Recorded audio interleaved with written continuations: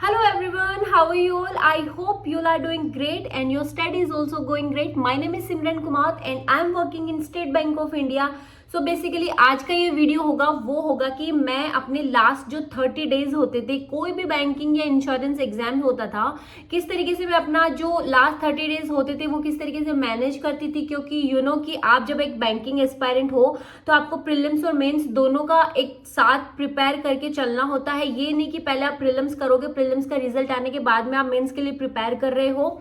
तो हो सके तो प्रीलिम्स और मेंस को दोनों को साथ में लेकर चलना होता है। और काफी सारे एस्पिरेंट का ये डाउट होता है कि जब हम प्रीलिम्स को कवर करें या फिर हम मेंस को कवर करें, हमारा कंफ्यूजन रहता है कि हम किस तरीके से दोनों प्रीलिम्स और मेंस को साथ में लेकर चले। जहाँ करंट अफेयर होता है, मैथ्स होता है, रीजनिंग होता है, रीजनिंग में भी पजल होती है और ये सब होता है कि किस तरीके से मैनेज करें। तो आज का ये वीडियो होगा कि बेसिकली मेरा एक रियल स्ट्रेटेजी वीडियो होगा कि जब मैं एग्जाम प्रिपेयर कर रही होती थी किस तरीके से सारे सब्जेक्ट को एक साथ लेकर चलती थी और अपना टाइम मैनेज करती थी, या प्रीलिम्स और मेंस दोनों की बहुत अच्छे से प्रिपेयर होती थी।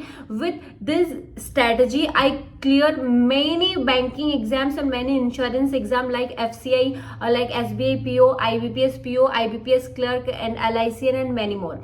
सो विदाउट डिले हम अपने वीडियो पे चलते हैं। सबसे पहले तो मैं बता दूं कि जब मैं प्रिपेयर कर रही होती तो कि इस तरीके की एक जो है डायरी होती थी, मैं फॉलो करती थी, हमेशा अपनी टू डू लिस्ट लिखा करती थी। जैसे कि मैंने अपने लास्ट वीडियोस में भी बताया था कि इस तरीके की डायरी होती थी और मैं फॉलो करती थी। ठीक है, तो हम इसी में देखते हैं कि मैं किस तरीके से लिखा करती थी और इसको मैनेज करती थी।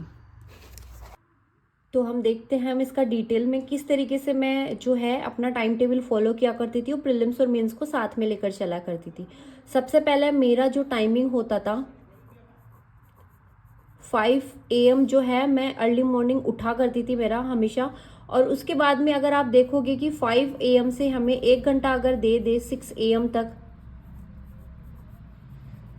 तो बहुत टाइम होता है कि 1 घंटे में आप जो है बहुत सारी चीज़ें जो है मीन्स मेरा नहाना धोना होता था, और उसके बाद में अगर योगा करना होता था वो होता था, वॉक होता था वो भी होता था, सब कुछ मेरा जो है कंप्लीट हो जाता था। उसके बाद में अगर आप 6 AM से अगर आप देखोगे कि आपके पास में 1 घंटा है, और मैं वो करती थी कि 7 AM तक जो है उस 1 घंटे का जो है मैं मॉक टेस्ट दिया करती थी। ठीक है, मॉक टेस्ट में इसलिए दिया करती थी क्योंकि सुबह सुबह का जो टाइम होता है हमारे पास में वो बहुत ही ज़्यादा हम फ्रेश माइंड से होते हैं। अगर इस माइंड में अगर हम टेस्ट देते हैं मॉक टेस्ट में तो शायद वो बेटर रहता है। उसके बाद में मॉक टेस्ट देने के बाद में जो क्या होता है कि हमारा जो मीन्स माइंड होता है वो काफ़ी ज़्यादा जो है थक जाता है। तो इस ड्यूरेशन में मैं जो है 15 से आधे घंटे का ब्रेक लिया करती थी, कि जिसमें क्या होता था कि 30 मिनट का अगर ब्रेक होता था तो उस ड्यूरेशन में भी मैं जो है स्टडी से नहीं हटती थी। उस ड्यूरेशन में भी मैं सोच लिया करती थी कि आज मुझे करंट अफेयर पढ़ना है।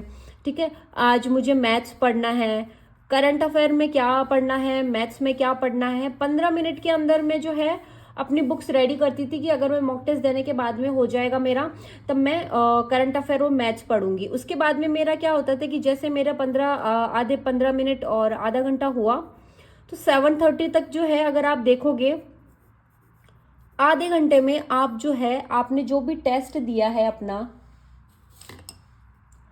आपने जो भी अपना टेस्ट दिया है उसका एनालाइज अच्छे से कर सकते हो। और मैं बताऊं कि आपको अगर मॉक टेस्ट देते हो तो मॉक टेस्ट देने के बाद में आपको अच्छी तरीके से एनालाइज करना बहुत ज़्यादा ज़रूरी है। मॉक टेस्ट का कोई मतलब नहीं निकलता है। तो मैं इसका एनालाइज करती थी, और ये सब हो जाने के बाद में देखा जाए कि आधे घंटे के लिए जो है मैं ब्रेकफास्ट का टाइम लिया करती थी। ठीक है, आधे घंटे के लिए मैं जो है ब्रेकफास्ट का टाइम लिया करती थी। आधा घंटा भी बहुत ज़्यादा हो जाता है। आधे घंटे ब्रेकफास्ट लेके फिर उसके बाद में मैं बैठती थी मैथ्स पढ़ने के लिए। आई ऑलरेडी टोल्ड यू कि मैथ्स मेरा वीक था, तो आई थॉट कि अगर फ्रेश माइंड से पढ़ेंगे सुबह सुबह तो बेस्ट होगा। तो सबसे पहले जो है मेरे जो भी जितने भी फॉर्मूलाज होते थे वो मैं मैथ्स में एक बार देख लिया करती थी। फॉर्मूलाज देखने के बाद में जो है मेरे पास में बुक थी ऑफलाइन प्रैक्टिस के लिए, अड्डा 247 की एक बुक थी, वो मैं बुक देखा किया करती। और उसके बाद में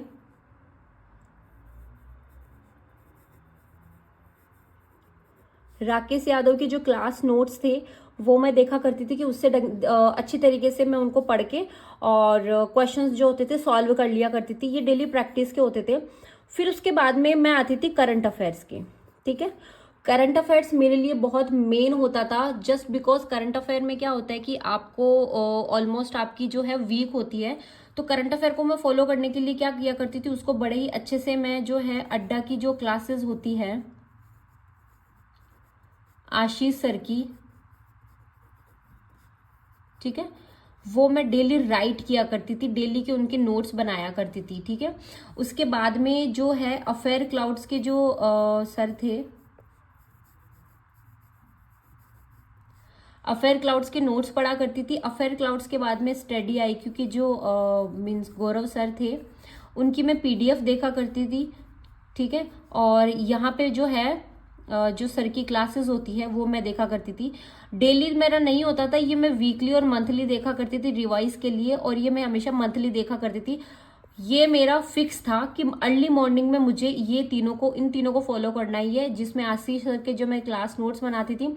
अफेयर क्लाउड्स के मैंने बताया कि मैं 8:30 पे जो यहाँ मॉक टेस्ट देने के बाद मैं डिसाइड कर लिया करती थी करंट अफेयर पढ़ना कौन से मंथ का पढ़ना है, तो ये सब करके मैं डिसाइड करके और पढ़ लिया करती थी। इसके बाद में देखा जाए कि आप अगर ये कर रहे हो तो ऑलमोस्ट जो है मेरा मीन्स इसके बाद में अगर आप देख रहे हो कि 8:30 से आप ये करना शुरू कर देते हो, तो यहाँ ऑलमोस्ट जो है आपका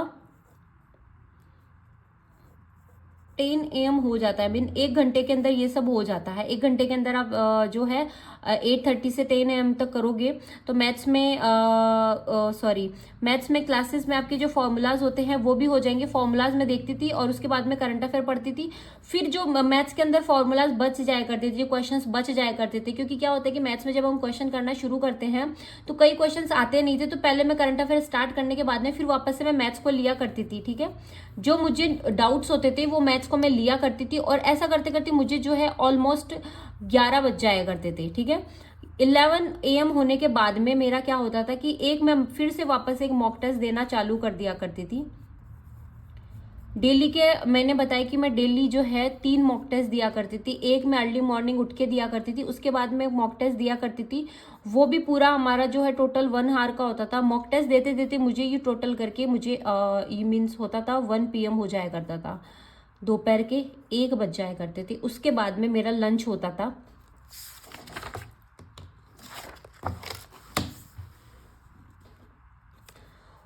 उसके बाद में जो है मेरा लंच होता था। लंच करने के बाद में मैं बिल्कुल भी मीन स्टार्टिंग से पढ़ती नहीं थी।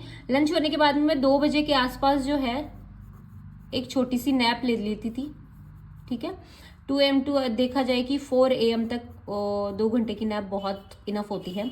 ये सब होने के बाद में लंच होने के बाद में फिर मैं जब उठती थी, उठते ही फिर से वापस से मेरा मॉक टेस्ट शुरू हो जाया करता था। जैसे मैं सोकर उठती थी, क्योंकि माइंड हमारा फ्रेश होता है, मॉक टेस्ट देती थी। और ये मॉक टेस्ट जो होता था वो होता था मेरा मेंस का मॉक टेस्ट, ऑलमोस्ट 2 आवर का। 2 घंटे का ये जो है हमारा मॉक टेस्ट होता था। माइंड इतना ज़्यादा पजल हो जाया करता था कि अगर मैं 4 बजे देने बैठती थी उसको, ठीक है, तो 6 PM तक मैं फ्री हुआ करती थी। 6 PM से फ्री होने के बाद में मैं सिर्फ और सिर्फ 15 मिनट का ब्रेक लिया करती थी, क्योंकि मुझे उसका जो है एक प्रॉपर एनालिसिस करना था। प्रॉपर तरीके से एनालिसिस नहीं करोगे तो मैंने आपको बताया कि आपका कोई मतलब नहीं निकलेगा कि आप क्या पढ़ रहे हो क्या नहीं पढ़ रहे हो, उससे कोई मतलब नहीं निकलेगा। ठीक है, एनालिसिस कर लिया करती थी। ऑलमोस्ट मुझे 6:30 हो जाया करते थे। 6:30 होने के बाद में ये मेरा डिनर होता था। ओके, डिनर होने के बाद में मैं थोड़ा वॉक किया करती थी। वॉक करते टाइम पे जो है मैं करंट अफेयर के नोट्स पढ़ा करती थी, जो मैंने बताए अफेयर क्लाउड्स के थे और स्टडी आईक्यू के थे। ठीक, ये सारे नोट्स हो जाया करते थे। उसके बाद में रात को मैं बिल्कुल भी मॉक टेस्ट नहीं दिया करती थी। अगर मॉक टेस्ट सपोज करो कि कई बार मिस हो जाता था, मेरा मेंस का नहीं होता था या प्रीलिम्स का एक नहीं होता, बट रात को मैं कभी भी मैं जो है मॉक टेस्ट नहीं दिया करती थी, जस्ट बिकॉज कि हम रात को इतना ज़्यादा स्टार्टिंग से सुबह से पढ़ते पढ़ते इतना ज़्यादा थक जाते हैं ना कि माइंड हमारा ज़्यादा वर्क नहीं कर पाता है। तो अगर इस ड्यूरेशन में मेरे पास डिनर के बाद में जो टाइम होता था मैं उस पर ज़्यादा एफर्ट नहीं लगाती थी, क्योंकि खाना खाने के बाद में हमसे ज़्यादा पढ़ाई भी नहीं होती है। तो यहाँ मैं करंट अफेयर का वर्क करते करते वीडियोज़ देखा करती थी, ठीक है, PDF हाथ में लेकर और PDF से मीन रट्टा लगाया करती थी वीडियोस को 1.5 की स्पीड से, 1.25 की स्पीड से, ठीक है, 1x की स्पीड से, इन पे मैं देखा करती थी, ठीक है, बस रिवाइज किया करती थी। और अगर फिर मेरे पास में टाइम बच जाया करता था तो वो पजल में होता था,